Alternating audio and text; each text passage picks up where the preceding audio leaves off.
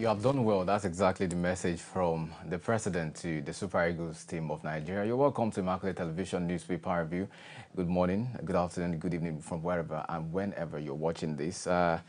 It's quite still very emotional for many of us, myself particularly, talking about the AFCON tournament that ended yesterday. It was really very emotional for me personally. I did not eat this morning because, of course, it was really tough. But yes, we'll move on with our daily activities. We have to, of course, shout out and a very good thumb up to every Super Eagles player right there yesterday in Abidjan who had done us so proud. They tried, of course, eventually Ivory Coast became the winner of the competition. Of course, they're the host nation, so anyway, it's good for them. So yes, this morning we have quite a number of stories to go around. We have dailies right in discourse today. Of course, talking about Daily Trust newspaper, Daily Times, The Guardian newspaper, Daily Independent, The Punch, Nigerian Tribune, Vanguard newspaper, and all of that to go around. We have so many stories making the headlines today on our newsprint and dailies this morning. On the front page of Daily Trust, let's start with Daily Trust and trust what Daily Trust would give us this morning. High cost of living, pray, repent, Sultan tells Nigerian. That's on the front page of the Daily Trust newspaper this morning. Nigeria experiencing stalled per capita growth, poverty, food insecurity. And that's coming from the International Monetary Fund, IMF, this morning. Of course, alleged killings of graduate sparks protest in Kaduna community. And also a story you can look up this morning on Daily Trust newspaper. Of course, away from that, right on the very front page of Daily Trust, federal workers in 90 MDAs yet to get January salaries. Not a good one. Also, you want to get more on that story, check page 6 of Daily Trust newspaper this morning. Cote d'Ivoire overpower Nigeria to lift AFCON 2023 trophy. I don't like the caption of this. How can you say overpower Nigeria? Let's say they are fortunate to have won. Anyway, yes, my opinion is my opinion anyway. So Forex crisis, Hajj registration below 50% as payment closes today, also on the front page of Daily Trust newspaper. But away from that, let's see what Punch would tell us this morning. Right on the very front page of the Punch newspaper this morning, today, 12th of February 2024. Punch is reporting that Nigerians mourn Wizkid Wigwe. Of course, is not the popular artist, the Wizkid. Is this another Wizkid? Of course, is used to be an Access Bank manager at some point. Of course, we've seen that even Tinubu, the presidency, has said, oh yes, it's a great miss for the country to have lost that particular kind of person, a person of his pedigree and caliber. Of course, he's held so many positions at the Access Bank. Of course, you know, that is very important. But what led to his death, a brief into that would explain that, yes, there was a problem. He was inside a chopper and then it crashed in the United States. So the United States authorities have declared that it was due to a winter situation or a rainy situation, as it were, that caused maybe haze or something. I don't know in detail. But yes, what happened was there was a crash, and of course, Wizkid Wigwe was right inside our chopper at the time. So we also express our condolence to the families of Wizkid Wigwe. Of course, he's a prominent person in Nigeria. He's done so many things for his workplace and as well for Nigerians that are connected to his workplace, Access Bank. Of course, friends, well wishes in late CEO's life and times. Nigeria may demand report as US probes crash. Also, we are still expecting if there's going to be a development into that story. What led to the crash, how it happened and all that. It was unlike other Nigerian big men, says mentee. Also, many things are coming on about his death, his demise now. Wigwe, exit of a banking Wizkid. Okay, Tinubu, Abiodun, family, friends, more in stock exchange giant Ogunbanjo. All of these stories right on the Punch newspaper this morning, right on the top corner of the Punch newspaper. If you are watching on your screen, Eagles clinch silver as Cote d'Ivoire win AFCON, showing Ahmed Musa right there. Nigeria facing worsening economic crisis, and that's coming from the IMF. You want to get more into that story, check page 19 of the Daily the Punch newspaper this morning. Away from that, you would see the down corner. You would see Nigeria's predicament not solely political, and that's coming from the Daddy Gio, like we call him, the general overseer of the Redeemed Christian Church of God, he has said Nigeria's predicament is not solely political, saying there are other factors that need to be considered as well. This course over exchanged 7.1 million customers in 9 months. That's coming from the federal government. 4 killed as government abducts 5 in Ogun. Nigeria to become food exporter through mechanized farming. All of these stories on the Punch newspaper this morning. We'll get more from the Punch newspaper because we have quite a number of stories making the rounds this morning talking about the current situation, IMF reporting, every other thing. Of course, yes, there's another one developing from the Punch newspaper this morning. Shell supplies 475,000 barrels of crude oil to Port Harcourt refinery. Of course, this particular story is of, is of interest to many Nigerians, particularly myself as well, especially in these trying times that we are currently in. A bit into that story would mean that the Shell Petroleum Development Company of Nigeria Limited said it has completed the supply of 475,000 barrels of crude oil to the Port Harcourt Refinery Company Limited. The SPDC said this was in furtherance of the federal government's commitment to increase domestic refining capacity and make petroleum products more readily available in the country.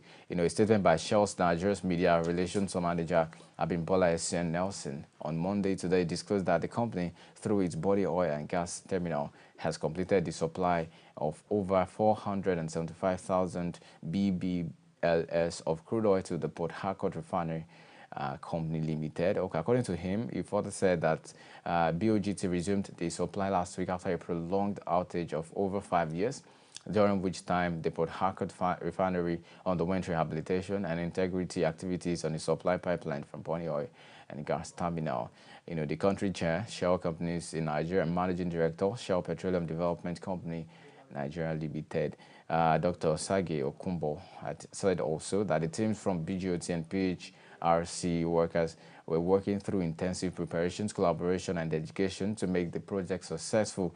And of course, this is a significant step, actually, if you would think about that, to the nation's renewed effort to utilize key infrastructures to assure the steady supply of products from the refining company to the Nigerian market. Of course, now that we are hearing hearsays every now and then about the hike in the PMS, it's not a good one. We are not even expecting this at this time.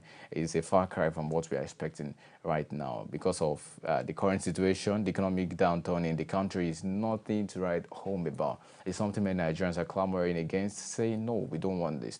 Away from that as well, Eagles expressed disappointment after AFCON defeat. Of course, we had the bronze medal yesterday, and it seems like a story that would never finish, at least not for this week. We'll still keep talking about it. We expect more and a better tournament next time. We expect that Nigerians will come, Nigeria particularly as a country now, will become victorious and get the AFCON. Not even the AFCON alone. We want every other trophies that we can lay our hands upon. Tinubu administration not responsible for economic hardship, and that's coming from Sanusi. Yes, I got over the story this morning, and of course Sanusi was saying, we've been talking about, especially last week, a couple of weeks back, we've been talking about the blame game syndrome in Nigeria, how that the current administration is saying we inherited this problem, we did not create this problem, and so we are not really responsible for it, we just try to manage it. Exactly. Why were you even vying for that post if you never had a plan to make things better?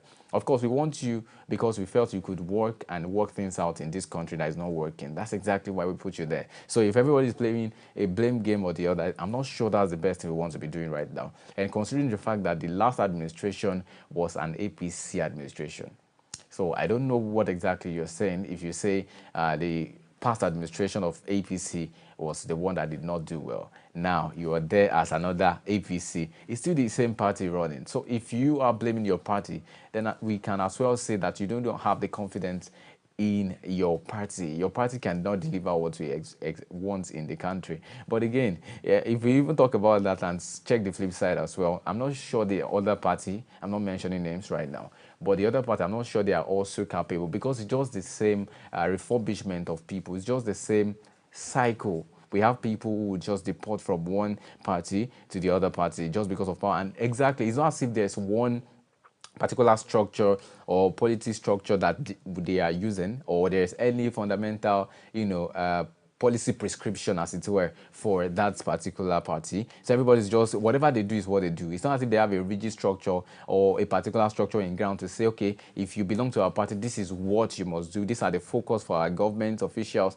This is what we want to achieve as a party. This is what we want to achieve in Nigeria, especially in government, in leadership. This is exactly our blueprint. They do not have that. That's why it's easy for anybody to come to another party and just, decamp from your former party and come to this party, and nobody will question you. That's exactly the point, because I'm not sure that happens in developed nations. We know about the Republican and the Democrat. We know they have different philosophies, ideologies, policy prescription, polity, and all of that. You can tell that there's a difference between these two parties. Yes, we have major parties in Nigeria, but yes, do they have structures? Do they have policy prescription that is known to them that this is originally our blueprint? This is what we work with. So if you cannot work with what we work with, you cannot be a party member. I think until we get to that point, I'm afraid we'll still keep having the same stories, back and forth going on in the country.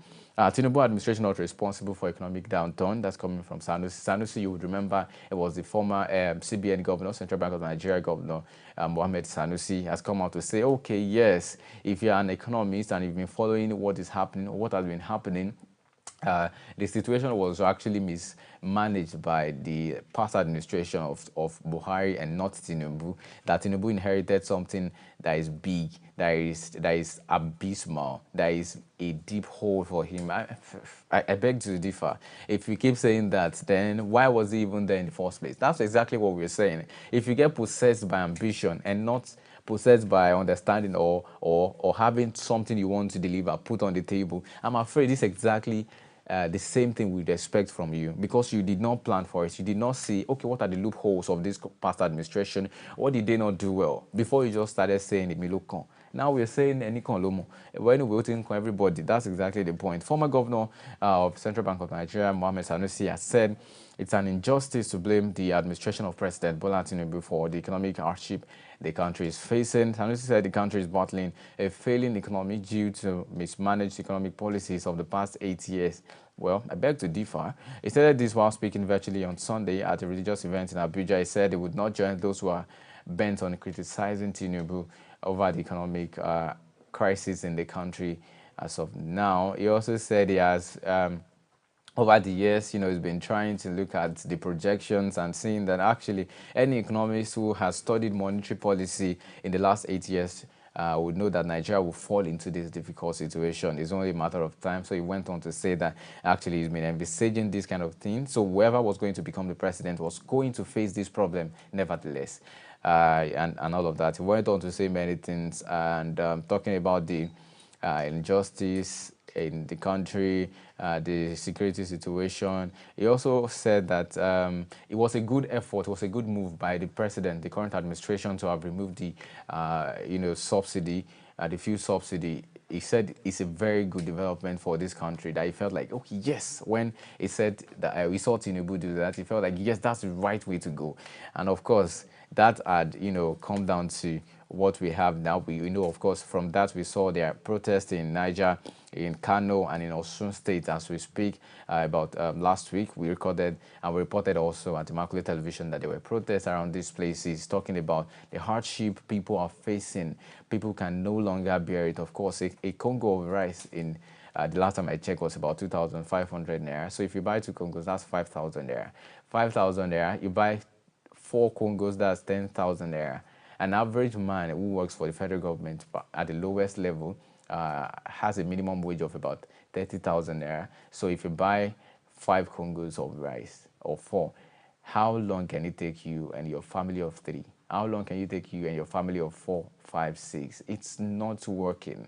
Aside that, you have to pay for some, utility bills and all of that. You have to pay for electricity, pay for vigilante, whatever you pay for, all of that. If you accumulate all of that, you would see that an average person who is working is not even going to make an ends meet. It's obviously not going to break even. It's going to be financially downtrodden all the time, in hunger and all of that. And that's exactly what we're experiencing in the current day Nigeria as we speak. And also you showed great resilience, Tinubu tells Super Eagles. Also, a story you would like to check on the Punch newspaper this morning. You know, Tinubu has said that Nigeria would become food exporter through mechanized farming, and he has said that, and we're expecting that it's not just saying that it's going to work at making that become a reality. Nigeria facing worsening economic crisis, says International Monetary Fund, IMF.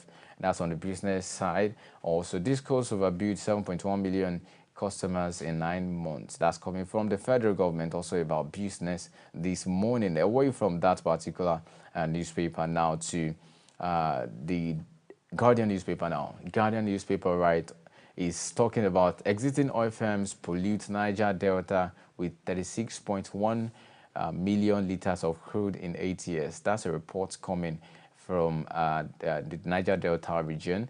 And you want to get more on that story, check page 6 of the Guardian newspaper this morning. Of course, if you can see on your screen, which of course you can't see yet, the Guardian newspaper is reporting and is putting out a graphical representation of what they're talking about, the spill in barrels, bringing it into, sectioning it into different sectors and all of that. So you see this is really not good for the people that are staying in that area. Of course, we know some of them cannot even plant, because even if they plant, whatever the output, the yield of the product they plant to bring will be toxic to their health. It will be carcinogenic because of the deposits of crude oil, pollution everywhere, land pollution, water pollution, air pollution in that particular region. And that's why they always clamor for, a better arrangement from the federal government. There's a particular disbursement that should go, a particular bursary and monetary awards that should go to that particular region, because they cannot do what an average Nigerian would do. And of course, the crude oil is the cash crop, the cash crop of this country. That's exactly the economic mainstay of the present day Nigeria. And so if you're having crude oil come from a particular society and all of the money is being used for other sectors and other states as allocation and all that, then we must take care of the need of those people. We must cater to the people that are residents in that area, because they are the ones producing it from their land, and their lands are getting polluted by the day. But they need to also be, I don't know, maybe it's remunerated or compensated, whichever word you would like to use. But of course, we know, of course, some of these things have been in place, but until recently, we've been seeing stories and, not so true about these particular regions. Away from that as well now, WHO predicts global shortage of 10 million health workers. Also on the Guardian newspaper this morning. Away from that now, U.S. begins investigation into crash as Access Holdings scouts for Wiggo's replacement. Hardship, Nigeria states risks total collapse and rising hunger, unemployment, JAPA says reports. Tinubu berates ASU, others for criticizing students' loan scheme. Says no going back. APC aspirants suspend participation in a Doguba primary. Also, a story you would like to check this morning. Now to the Nigerian Tribune. Price of cement soars by 60%. Experts raise alarm. Price of cement soars at by 60%. Experts are clamoring and are raising this alarm amid escalating costs of drugs. Diabetic hypertensive patients turn to God for healing.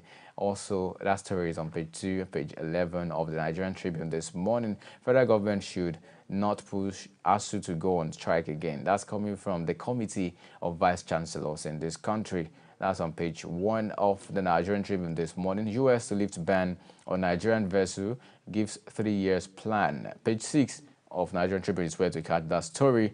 Away from that as well, Afe Babalola laments rising inflation rate, tells Tinubu to take action on economy. Nigeria needs urgent spiritual help. That's coming from Adeboye as well.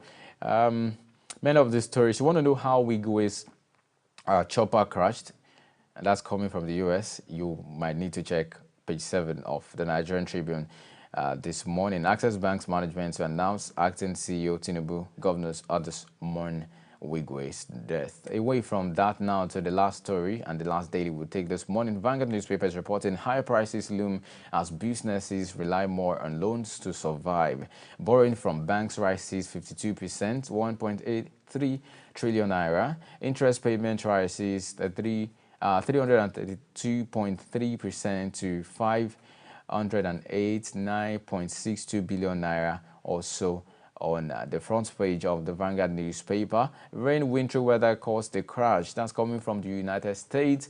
An AFCON final. Elephants are champion of Africa. Bent Super Eagles 2-1, like beat Super Eagles 2-1. That's also on the front page of Vanguard newspaper. Edo Gubar, Benin Chief, Ikimi Senators, NLC Chairman, emerged PDP delegates. Also something you would like to pick interest in this morning. African Creators Summit, of course, is a good one. Right there, you'll see on your screen where there are delegates, at that particular summit, discussing how creators can up their games and do well for themselves and for the country as well. Away from that now, harsh economy pushing Nigerians to crime, and that's coming from Afe Babalola this morning. Of course, we are still trying to console every Nigerian, especially the supporters of Super Eagles, to take heart. Better times, better days ahead of us. And with that, we come to the end of newspaper review on Immaculate Television this morning, the February 12th of 2024, and it's been a wonderful time with you. Thank you so very much for staying there. Remember that you can stream our live programs on different multiple platforms, digital platforms as well. For iPhone users, Limex Word is where to get us, and for Android users, NetNiger TV app is where we are. Once and again, my name is Anoluwapo Idowu, and on behalf of the entire crew, as well as my producer, Yitayo Folorenshaw, thank you for joining. Do enjoy the rest of your day. We have subsequent programs coming your way, but just